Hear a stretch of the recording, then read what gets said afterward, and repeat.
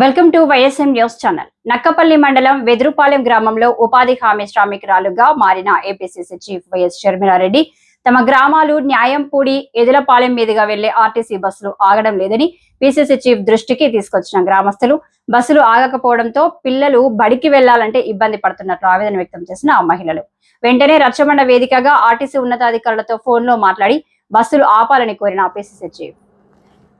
ఉపాధి హామీ పథకం పేదలకు ఒక వరం.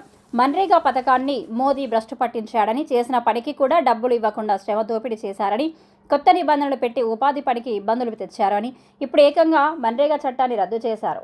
వీబీజీ రామ్జీ అని పనికిరాని చట్టం తెచ్చాడన్నారు. మోడీ తెచ్చిన కొత్త చట్టం రాష్ట్రానికి భారం. రాష్ట్రం మీద 40% భారం మోపడం అన్యాయం.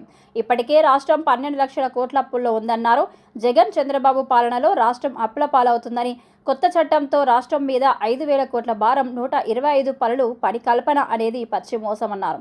సగటున 100 రోజుల పని పథకంలో 52 రోజులు కూడా ఇవ్వలేదని, రాష్ట్రంలో జాబ్ కార్డులు భారీగా తొలగించారు. గడిచిన ఏడాదిలో రాష్ట్రంలో 18.5 లక్షల జాబ్ కార్డులు తొలగించారని, ఉపాధి పనిపై బీజేపీకి చిత్తశుద్ధి ఉంటే ఎందుకు కార్డులు తొలగిస్తారన్నారు.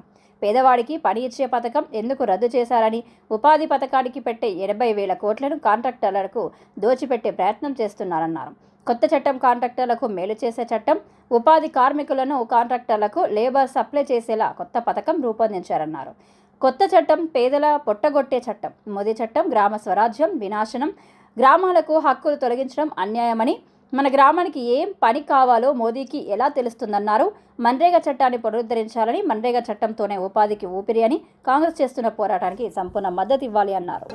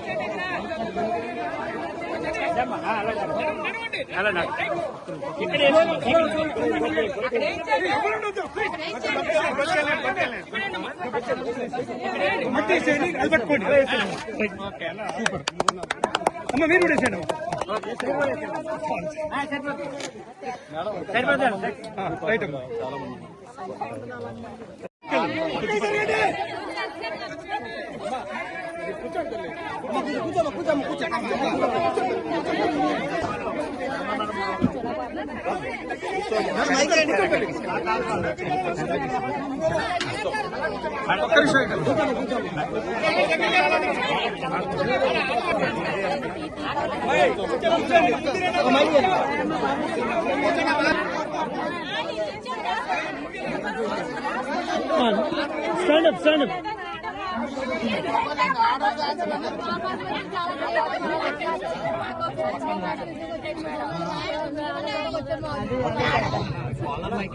వేడిగా ఉందా?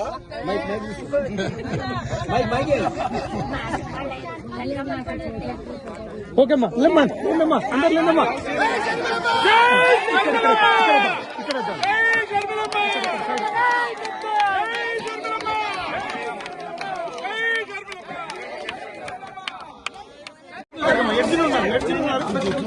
నాకు జరగదు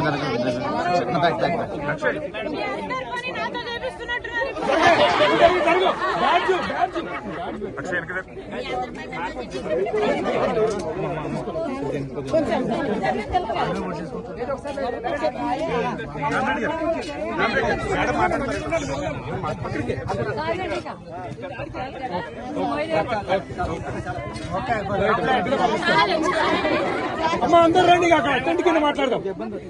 అమ్మ రండి.